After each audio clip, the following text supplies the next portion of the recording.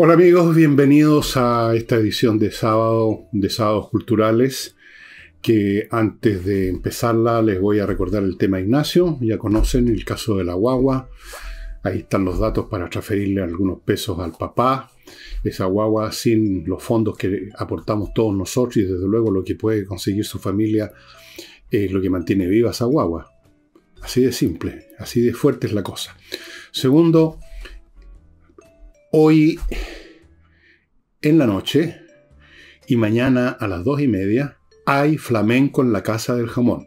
Si usted quiere un panorama nocturno fantástico de sábado por la noche, la Casa del Jamón lo está esperando en Tenderine 171 con un conjunto flamenco, pero a todo dar. Ya saben que hay un estacionamiento al frente de la entrada de Tenderini. En Agustina hay un estacionamiento subterráneo, así que es súper cómodo y seguro. Y el domingo a las 2:30. Eso es para un panorama de hora de almuerzo. Olvídese usted preparar el aperitivo, olvídese del almuerzo, que llega de repente en 40 invitados y está lavando platos toda la tarde, como me ha pasado a mí. Vaya a la Casa del Jamón, pues. A las 2:30, otro espectáculo con otro conjunto de primera, estimados amigos. Y en cuanto a mis libros, ya no se los muestro más, se los he mostrado bastante. Se siguen yendo rápidamente. Si usted los quiere disponer de ellos, especialmente del último, Revolución, tiene que ir a elvillegas.cl/tienda, ahí están. Bueno, vamos a entrar en materia inmediatamente.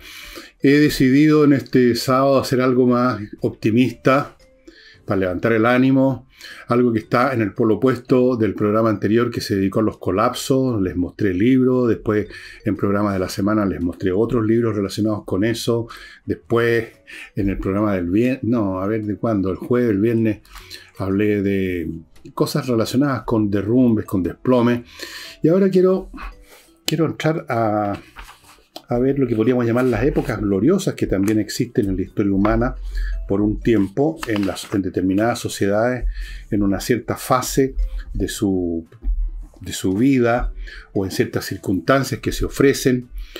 Hay momentos en que una sociedad, como una persona joven, está con mucho ímpetu, está con muchas ganas. La sociedad crece físicamente, culturalmente, se desarrollan nuevas actividades, nuevos quehaceres, valores, aparece el arte, se desarrollan más las tecnologías.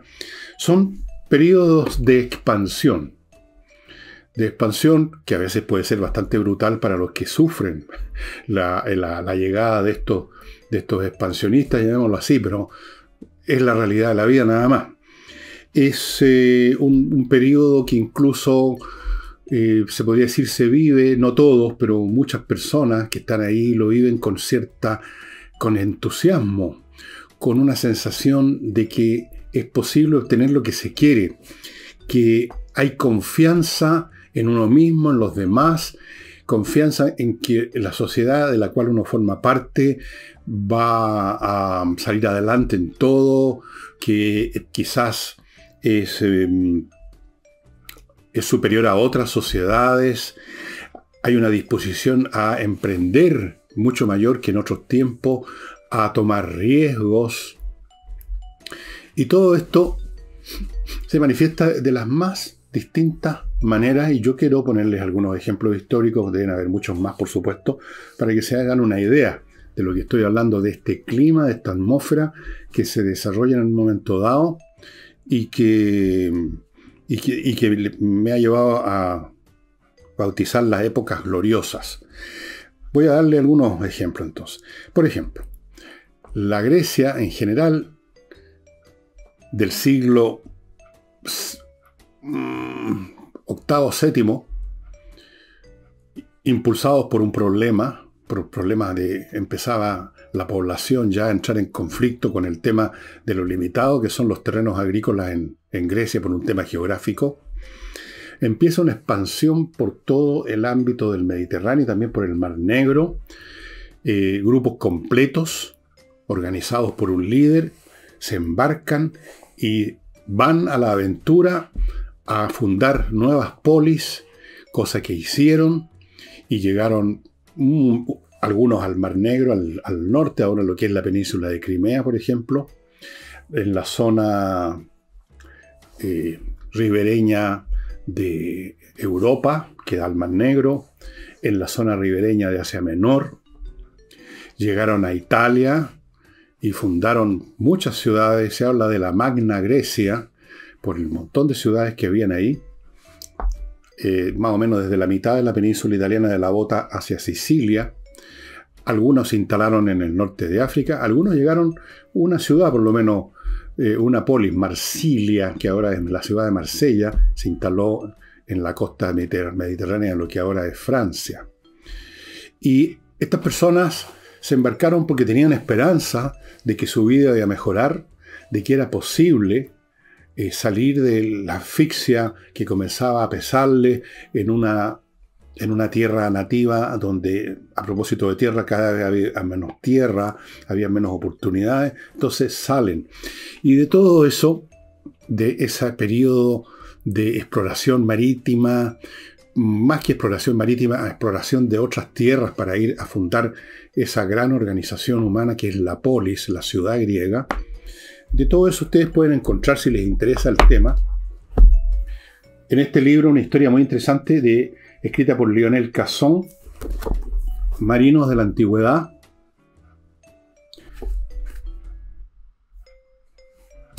donde aparece, bueno, cómo navegaban, cómo eran sus barcos, cómo se organizaban estas cosas.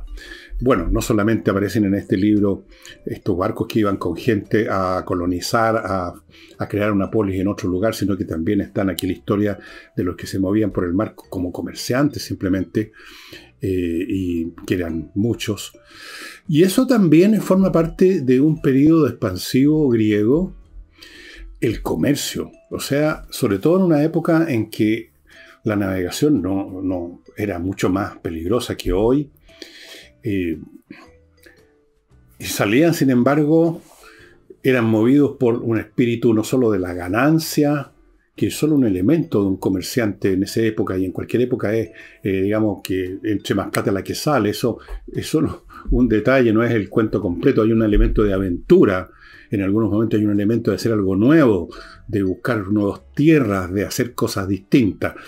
Todo ese periodo expansivo es un periodo que tiene un grado de gloria, porque fíjense ustedes que muchas de las ciudades que se fundaron por estos emigrantes de la Grecia continental, fundaron ciudades que tuvieron su propia historia gloriosa, importante. Siracusa, por ejemplo, voy a nombrarles una, Siracusa, pero habían muchísimas, y fue un periodo interesante. Luego, en la misma Grecia, más adelante, en el siglo V, la cultura griega llega a su máximo esplendor, estamos hablando del siglo V a.C., sobre todo centrándose en esa ciudad, la ciudad de ciudades que fue Atenas, una ciudad donde el arte plástico, el teatro, la filosofía, las ciencias políticas, todo llega a una cumbre, estimados amigos, que se ilustra muy bien con las obras de los grandes dramaturgos, un poquito posteriores quizás. Aristófanes era comediante, Esquilo, Sófocles, Eurípides, los arquitectos que construyeron el Partenón, en fin, las esculturas de Fidias, también un poquito posterior, pero en ese momento de esplendor, los griegos y especialmente los atenienses se sentían que la llevaban. Y una muestra muy significativa de eso, si ustedes leen, lo pueden leer independientemente del lugar donde originalmente se encuentra lo que les voy a mencionar, que es el discurso funerario que hizo Pericles, líder de Atenas, cuando comenzaba la guerra del Peloponeso. El primero o segundo año de guerra, él da un discurso, una oración por los caídos en las primeras batallas con los espartanos, y hace un catálogo de todas las cosas fantásticas que significaba Atenas, al punto que dijo en algún momento: Atenas es la escuela de Grecia. Ellos se sentían en la cumbre de todo. Incluso cuando estaba empezando una guerra que ellos pensaban en ese momento que le iban a ganar. Pericles tenía una estrategia para ganar esa guerra. Luego Pericles murió en una peste que hubo, esas pestes de la antigüedad que mataban a un cuarto, un tercio, hasta la mitad de la población. Esas sí que eran pestes, digamos. Pero ahí aparece el espíritu con que los atenienses se veían a sí mismos. Todo era posible. Podían ganarle a Esparta, podían seguir siendo un imperio como ya se habían conformado. Y entusiasmo, esperanza, ambición, que son fuerzas expansivas. Sin esas cosas los seres humanos no se mueven. Nadie se emprende nada si no tiene esperanza de que va a salir algo positivo. No hay mucha posibilidad de avanzar si no hay un mínimo de entusiasmo, si no hay esperanza de que las cosas van a funcionar. Sin esos elementos, una persona o una sociedad simplemente se desploma en la inercia más completa. Les podría nombrar también, y se las he nombrado en otras oportunidades a propósito de temas más o menos parecidos a este, lo que ocurrió en el periodo que llamado Renacimiento en Italia. Estamos hablando del siglo XIV, XV, esos dos siglos especialmente, ciudades como Florencia, Venecia, Roma y muchas otras.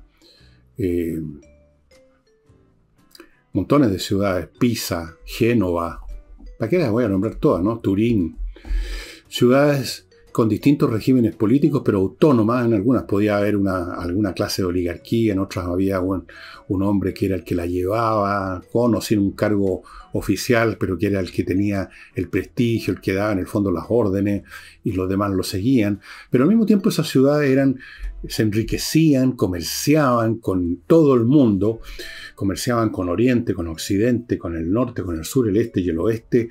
Todo el mundo tenía trabajo. Todo el mundo podía hacerse al menos la esperanza que iba a crecer su actividad. El caso de Venecia, por ejemplo, es realmente extraordinario. Allí, desde el tipo más rico, más encumbrado en la jerarquía política de Venecia, hasta el último marinero, eran hombres que tenían mucho orgullo de ser venecianos, de lo que hacía su ciudad, se sentían parte de una comunidad, independientemente que en esa comunidad hubieran algunos mucho más ricos que él, pero él sentía además que tenía posibilidades de crecer también, tenía posibilidades de enriquecerse, tenía posibilidades de aventurar. La vida era interesante. Son periodos en que la vida se hace interesante para una gran proporción de los miembros de una sociedad. Luego tenemos el Estados Unidos del siglo XIX, estimados amigos. Antes y después de la guerra civil, en medio de una guerra civil no hay un ánimo muy feliz que digamos, pero antes y después. En el antes, hablemos del Estados Unidos que ya estaba avanzando hacia el oeste, y aún antes de eso, era una sociedad llena de posibilidades. Los inmigrantes europeos que llegaron a Estados Unidos desde el siglo XVII en adelante, lo hacían arrancando de las persecuciones religiosas en algunos casos, de la estrechez económica, de la miseria. Todo estaba, por así decirlo, ocupado en Europa. Estaba todo, las tierras, las posiciones sociales, las oportunidades de todo tipo, estaba todo saturado. Entonces se embarcaban con todos los peligros que significaba la navegación, con la idea de empezar una vida nueva a partir de cero, hacer un reset. Y llegaban a Estados Unidos, llegaban lo que ahora es Estados Unidos, que en ese momento, antes de la independencia, eran las colonias de Norteamérica, y se encontraban con que sí, había muchas oportunidades laborales. El que quería trabajar encontraba trabajo. Se empezaban también a colonizar las tierras de la zona este, de la costa este de Estados Unidos. Todavía no empezaba la inmigración hacia el oeste. Y había muchas oportunidades, la gente se podía enriquecer o podía prosperar, en todo caso vivir a un nivel de vida muy superior al que tenían ellos en Europa. Y eso generó un ánimo expansivo, comercial, muy potente, que naturalmente se desarrolla aún más ya entrando al siglo XIX. Y de eso les recomiendo un libro, que aquí tengo una edición en 2 tomos, pero pues seguramente hay ediciones en 1, etcétera, que es este, que como ustedes ven lo tengo en español, de Alexis de Tocqueville, La democracia en América. Este caballero, Tocqueville, el mismo que escribió el libro que ya les mostré sobre la Revolución Francesa, que es un clásico, viajó a Estados Unidos en 1831, teóricamente en busca de información sobre las reformas del sistema penitenciario norteamericano, porque estaban también haciendo reformas ahí. Pero se dedicó a recorrer, a mirar y a hacer mucho más que eso, y fue un testigo directo y muy inteligente de esa sociedad llena de energía, en algunos casos energía desbocada que se convertía en mala educación, en rudeza. La pintura que hace Tocqueville del hombre medio norteamericano, tan distinto al hombre medio europeo, que ya está encapsulado en alguna posición social sin muchas posibilidades de cambio, es muy extraordinaria.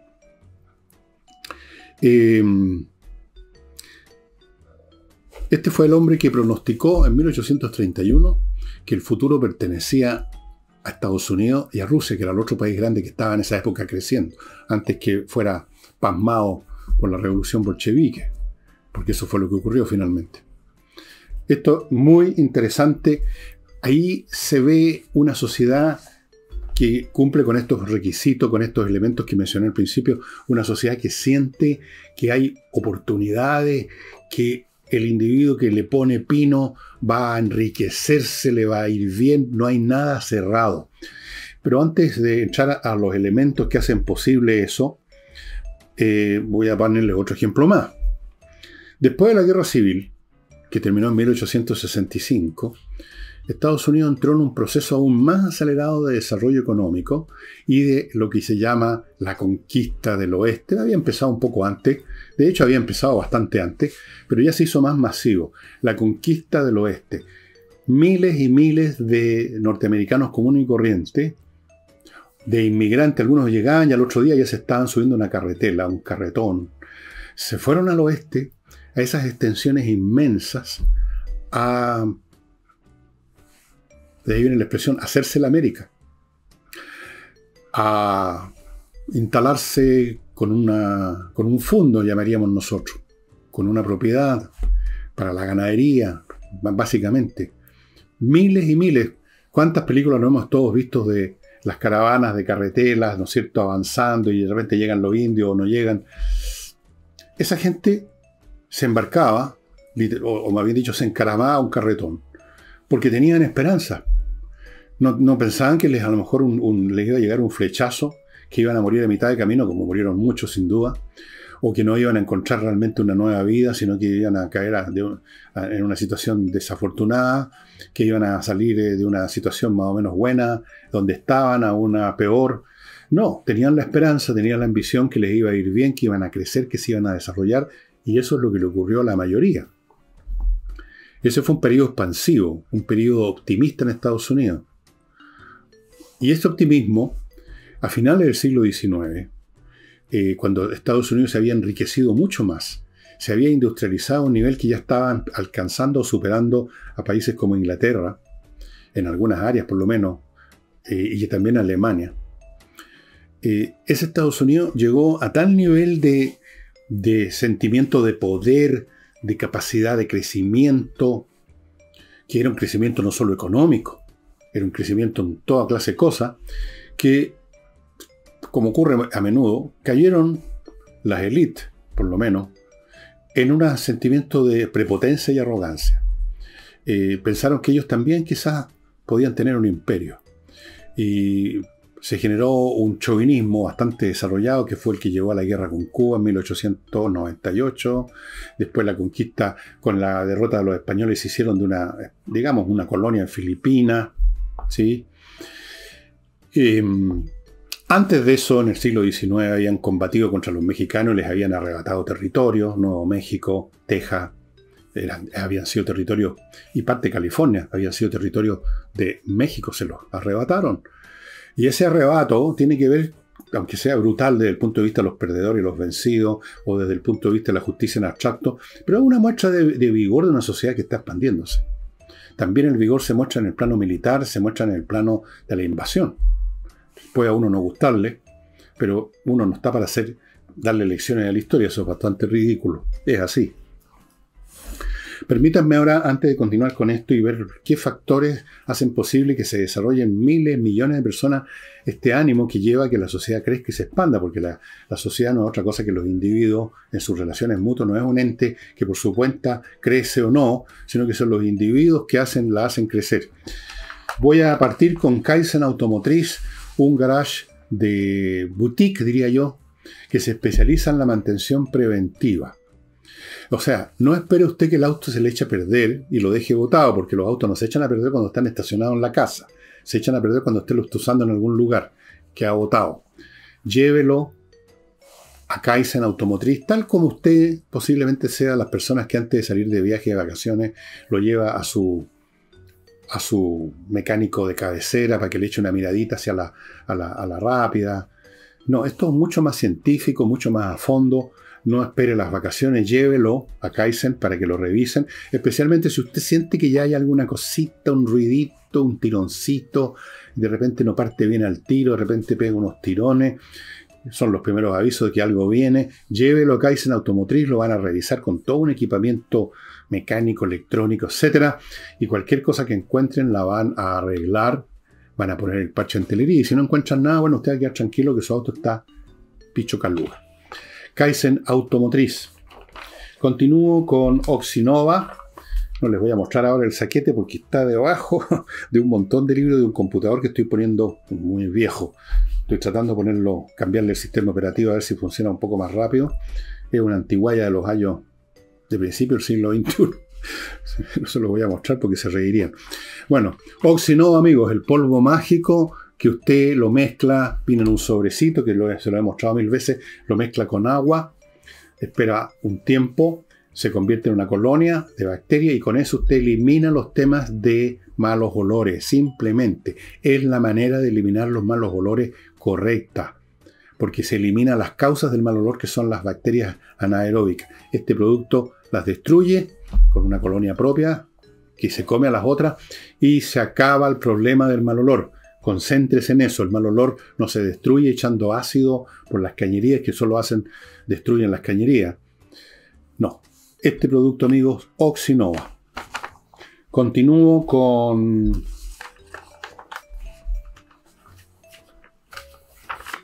Climo. Climo.com es el lugar donde ustedes pueden entrar. Empresa chilena que ha ganado premios internacionales por la fantástica climatización que le instalan en su casa y que ahora está ofreciendo una promoción que consiste en que usted compre un equipo y a los 6 meses le hacen una revisión, una mantención gratuita. 2 equipos, 2 mantenciones. Bueno, una mantención por equipo a los 6 meses no se necesita antes, pero para nada. Y ya, la mejor climatización, amigos, aproveche esta oferta. Bueno, ¿qué es lo que hace que en un momento dado una sociedad esté en esta situación? Seguramente hay muchos más factores los que yo les voy a mencionar, pero yo no pretendo aquí dar una clase de ninguna cosa. Digamos que en un momento dado, en un conglomerado humano, en una sociedad que está en un determinado punto del espacio y del tiempo, los individuos se encuentran en una situación en que tienen libertad de acción y espacio físico, social y cultural para avanzar y llevar a cabo o intentar llevar a cabo sus proyectos, aprovechar las oportunidades que aparecen por todos lados y que además se les aparecen como completamente al alcance de sus manos, disponibles si ponen un esfuerzo y que están disponibles porque no han sido monopolizadas por nadie, están ahí, como esos tipos que se subieron a las carretelas en Estados Unidos porque la tierra que estaba en el oeste no la había comprado, no era de propiedad de nadie, bueno, de los indios, pero los indios ustedes saben lo que le hicieron, simplemente los corrieron a balazo limpio. Esa es otra historia triste, pero así funcionan las sociedades. Una sociedad expansiva y con capacidad pasa por encima de las otras más débiles, no más. Así funcionamos los seres humanos.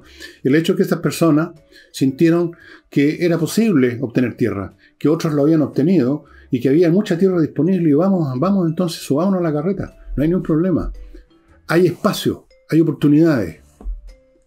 Eso no es siempre corriente en una sociedad. En un momento dado las sociedades se empiezan a cerrar. Ya vamos a ir a eso. Ese es un factor entonces. Segundo, no hay un Estado o poder central que regule las conductas, las creencias y toda la vida de las personas. Por ejemplo, los súbditos de un imperio tienen que asumir, en primer lugar, cargas tremendas para que se mantenga la maquinaria del Estado, así que no se pueden mover. Un caso, por ejemplo, extremo para ejemplificar esto, en los momentos en que el Imperio Romano estaba ya asfixiado económicamente y tenía que gastar más para mantener ejércitos, para contener a las invasiones, etcétera, etcétera, etcétera, para mantener su aparato burocrático cada vez más grande, llegó un momento en que los campesinos tenían prohibido moverse de lugares donde trabajaban. De esta manera asegurarse el imperio de que esas tierras iban a producir algo. No se podía mandar cambiar a otro lado. Estaban sujetos a la tierra. Fue lo que pasó posteriormente ya de una forma más clara todavía en la Edad Media. No hay un Estado central que los oprima, que les ponga regla, que les imponga un credo, que les imponga una religión, una doctrina política, que los obligue a hacer una serie de cosas que no los dejan moverse. Hay libertad. En el Estados Unidos, en el siglo XIX, el Estado era muy pequeño, especialmente antes de la Guerra Civil. Pero aún después, en términos relativos, no era un Estado, en primer lugar, que funcionara sobre la base de una doctrina que lo legitimara. Era un Estado de administración, cuyas autoridades eran elegidas democráticamente. No había un peso encima. Los impuestos que se pagaban eran mínimos. Entonces, habían oportunidades y había libertad. Y entonces, a probar fuerza, a probar la mano. Nada de esto existía ya en Europa. No había una oportunidad. La tierra estaba tomada hacía siglos por sus propietarios, por familias patricias que eran dueñas de todo. Las oportunidades políticas estaban tomadas por una nobleza que venía de siglos, por una nomenclatura, podríamos llamar, de la época. Las oportunidades comerciales, bueno, sí, en Inglaterra habían oportunidades comerciales, pero en el resto de Europa estaba todo muy, muy, muy apretado, el comercio, por ejemplo, dentro de Francia, estaba lleno de impuestos, lleno de trabas, lleno de complicaciones, de regulación. Entonces, los tipos más aventureros se iban a Estados Unidos.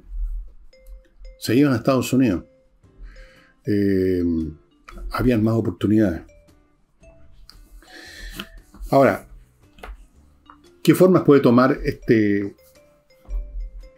proceso de crecimiento expansivo de una sociedad que genera este ánimo, que se hace notorio, que se siente en el aire, que lo sintió Tocqueville en Estados Unidos, este ánimo de entusiasmo, de libertad, de oportunidad, de mañana que me cambio de pega, abandono el lugar donde estoy trabajando, me subo un carretón y me voy al oeste y me convierto en un ganadero o lo que sea?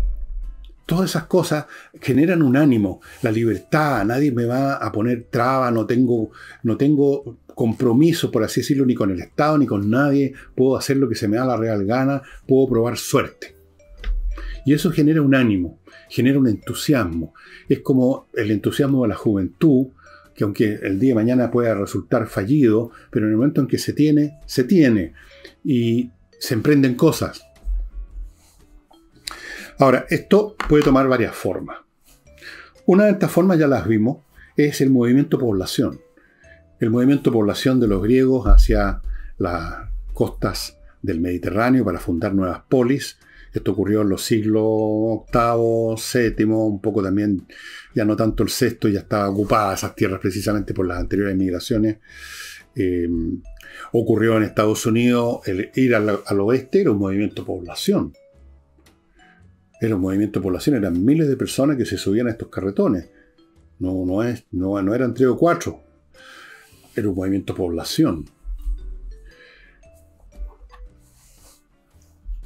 Y luego tenemos la otra forma posible. Es simplemente un proceso interno como pasó, por ejemplo, justamente en Inglaterra con la Revolución Industrial. La Revolución Industrial, a pesar de los horrores, de los cuales se ha concentrado mucho el análisis sociológico, histórico, no solamente de Carlos Marx, sino que de otros, las condiciones en que vivían los obreros. Pero hay que pensar en qué condiciones vivían esos obreros antes de convertirse en obreros. El hombre de campo en Inglaterra del siglo XVIII, que vio cómo paulatinamente se iban perdiendo las tierras comunales, porque eran cercados los campos, o sea, se convertían en propiedad privada, y iban teniendo cada vez más ventaja los propietarios de tierras grandes que lograban aplicar técnicas más modernas de agricultura. La vida de campo no era precisamente un paraíso para la gran mayoría de los que vivían ahí. Entonces, ahí estaban las ciudades ofreciendo posibilidades en las fábricas, el crecimiento en las fábricas, la navegación. ¿Cuántos y cuántos miles y miles de británicos de extracción social humilde no se convirtieron en marinos, en marineros? Algunos escalaron posiciones, otros se les ocurrió comenzar a hacer también un poquito comercio en sus viajes y se enriquecieron, otros murieron en alguna batalla, en un naufragio, pero habían oportunidades. Y era una sociedad entonces que durante, qué sé yo, ya en el siglo XVIII, debido a la expansión económica, a esta vitalidad económica, pudo vencer en todas las guerras en que se involucró y financiar a otros en sus guerras, en la gran lucha por el predominio mundial que tuvo con la monarquía francesa e Inglaterra todo el siglo XVIII. Había entonces ahí oportunidades internas, no era necesario irse. Bueno, algunos irían, pero habían oportunidades dentro de esa sociedad porque crecía. Más comercio, más industria, se vivía en las ciudades de forma miserable, pero más miserable habían vivido en el campo todavía. Hay que siempre hacer esa comparación del antes y el después, y no meramente concentrarse y derramar lágrimas por las terribles condiciones de vida de los trabajadores británicos en las fábricas, que eran horribles, pero eran menos horribles que las terribles condiciones de los campesinos muchas veces. Y por último se podían volver al campo, podían embarcarse o podían hacer muchas cosas. Habían posibilidades de movimiento. Esos son procesos de crecimiento interno. En el propio Estados Unidos también no solo estaba la posibilidad de moverse hacia el oeste, sino que uno se podía quedar en la costa este, dado que la economía crecía y crecía y no faltaba el trabajo. No había cesantía. Al contrario, las inmigraciones masivas que fueron posibles, que se permitieron y que ocurrieron durante todo el siglo XIX en Estados Unidos, tienen que ver con la necesidad de más mano de obra. Y los tipos llegaban a Nueva York, los europeos, de las más distintas partes de Europa, y a los pocos días ya estaban, digamos, conectados con alguna actividad laboral. Incluso si no sabían inglés, se conectaban con otros de su idioma que habían llegado antes. Había actividad, habían oportunidades. Y muchos de esos inmigrantes que llegaron con una mano por detrás y otra por delante se convirtieron en magnates, o se convirtieron en tipos profesionales, sus hijos por lo menos. Estoy pensando, por ejemplo, en George Gershwin, el gran músico norteamericano, que fue mi primer gran amor musical cuando era un cabro, cuando era guagua, literalmente. De eso lo cuento en un libro que voy a publicar el próximo año. Su padre era un inmigrante judío de Rusia, y su hijo se convirtió en un genio de la música y un tipo riquísimo para su época. Y no es el único caso. De todas partes, los italianos que llegaron, bueno, algunos se convirtieron en mafiosos, pero ricos. Ser un mafioso rico es una manera de tener éxito en cierto sentido. Habían oportunidades. Entonces, la cuestión central es esta. La sociedad crece y genera oportunidades. La gente, por lo tanto, se dinamiza, deja que sus ambiciones cobren fuerza, se entusiasman, porque existe la percepción de que su inversión en esfuerzo, en riesgo, en trabajo, les va a reportar un beneficio. Que no hay un poder superior o una clase ya, o una oligarquía establecida y congelada que vaya a ser la que aproveche el esfuerzo de uno. Entonces, subámonos al carretón. O comencemos como periodista o como el que sirve el café en un diario minúsculo en un pueblo del oeste, y si a lo mejor tú escribes bien, te vas a convertir, como le pasó a Mark Twain, del cual hablaré este domingo, en lo que fue Mark Twain. Oportunidades hay. Y esas oportunidades corresponden a una fase determinada de una sociedad, porque a la larga lo que ocurre, pues, porque estas cosas se conectan unas con otras, es que en la misma medida que hay una expansión, estos tipos ambiciosos, con ganas de hacer cosas, de beneficiarse, agarran estas oportunidades y llega un momento en que se terminan. Llega un momento en que se terminan y se empiezan a congelar las posibilidades, empiezan a desaparecer las oportunidades, empieza a generarse una situación distinta, que es la que vive ahora hasta cierto punto, todo esto relativo a las sociedades de Occidente. Hay muchas áreas que están ya saturadas, copadas, o para tener éxito ya se requieren no meramente la capacidad de esfuerzo y la ambición, sino que se requieren talentos muy superiores, o una gran suerte, o una herencia, o una posición social que permite obtener ciertos privilegios, ciertas oportunidades. Pero hay momentos en que la sociedad ofrece oportunidades. Esas oportunidades hacen que la gente se vitalice, se dinamice. Al dinamizarse millones de personas, la sociedad misma es la que crece, y al crecer la sociedad en un momento dado empieza a congelarse, a cerrarse.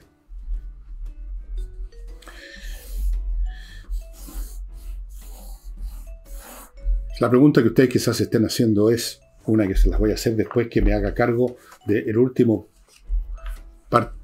bloque comercial, que lo dedico a la Academia de Música Gijena. A propósito de oportunidades, usted tiene aquí una gran oportunidad de aprender un instrumento o de repasar lo que sabe o lo que alguna vez estudió pero lo dejó botado.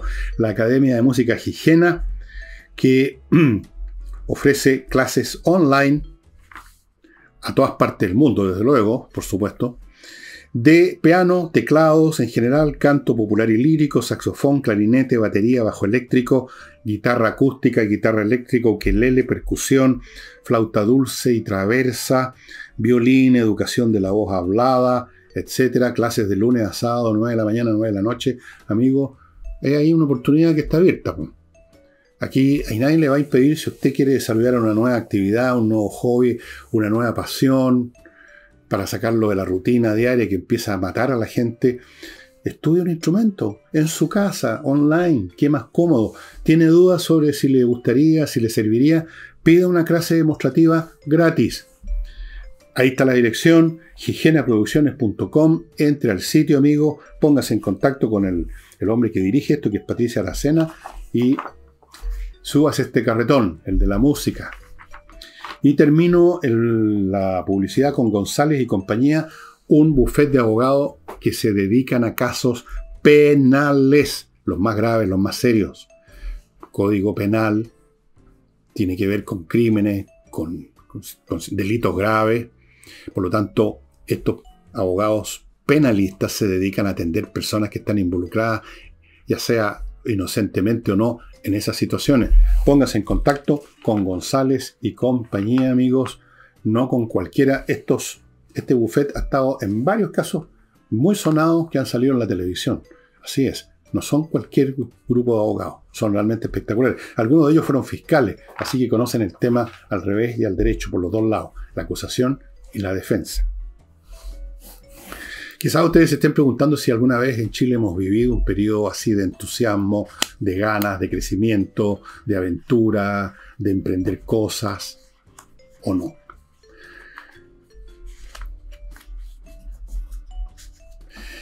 Es complicado porque partimos de cierta forma mal, partimos como una colonia española. Partimos ya con una casta que se instaló por encima, desde luego aplastó a los indígenas, a los pueblos originarios, como dicen ahora, y los que fueron llegando se encontraron ya con una costra oligárquica instalada. Pero aún así, yo supongo que hay algunos momentos de Chile, que no es mi especialidad la historia de Chile, sino que sé lo mínimo, lo básico, en que hubo oportunidades de crecimiento y hubo un cierto ánimo un poco más optimista, más positivo que el que, por ejemplo, estamos viviendo ahora.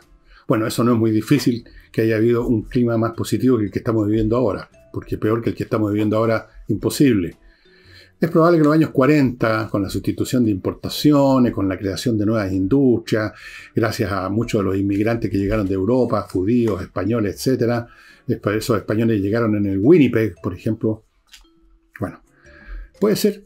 O puede que en el siglo XIX, en algún momento del siglo XIX, después de la Guerra del Pacífico, cuando Chile empezó a industrializarse un poco, y hubo un momento en que en que parecía que nos estábamos asomando a convertirnos en un país desarrollado, digamos, en el nivel de la época. Luego pasaron ciertas cosas y eso se chingó, como se decía antiguamente.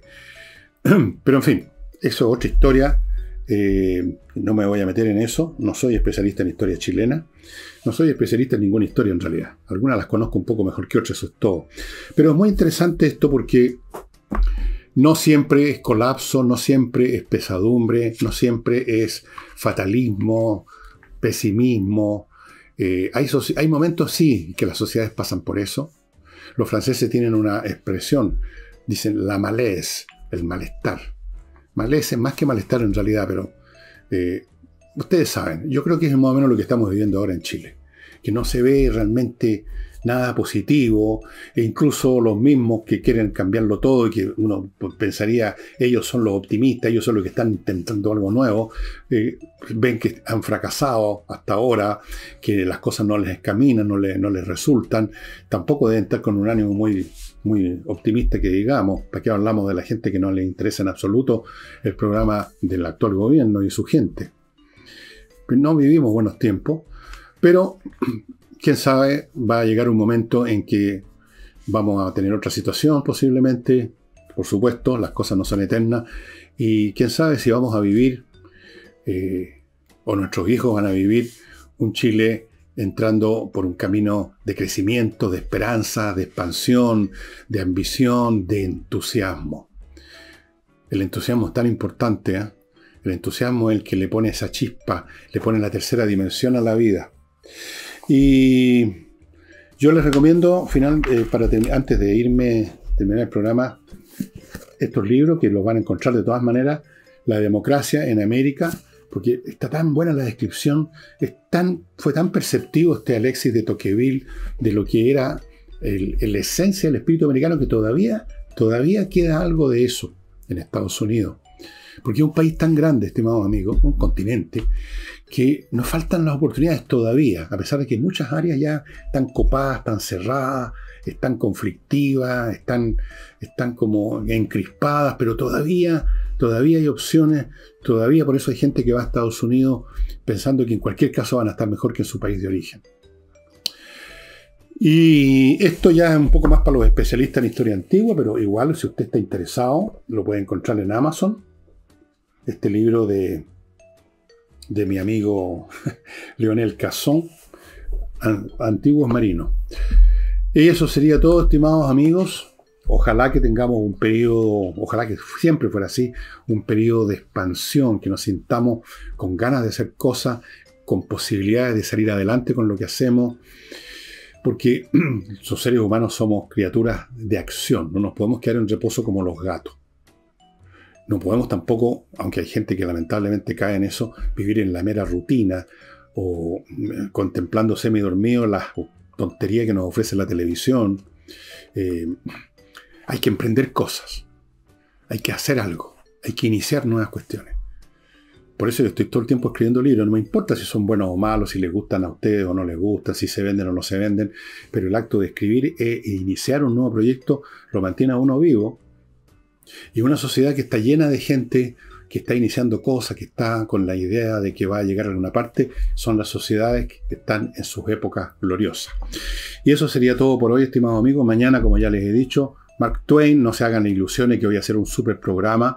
Hay algunas personas que son muy partidarias de Mark Twain, yo mismo lo soy, y quizás esperan que digamos la guerra mundial en pelota. No, yo voy a hacer un programa media hora nomás y trataré de hacerlo lo mejor posible y contarles algunas cosas de Mark Twain, del cual tengo biografías del libro, todas las obras de él, y lo conozco más o menos bien, pero igual es un programa media hora nomás. Pero acompáñenme. Y eso sería todo por hoy, nos estamos viendo.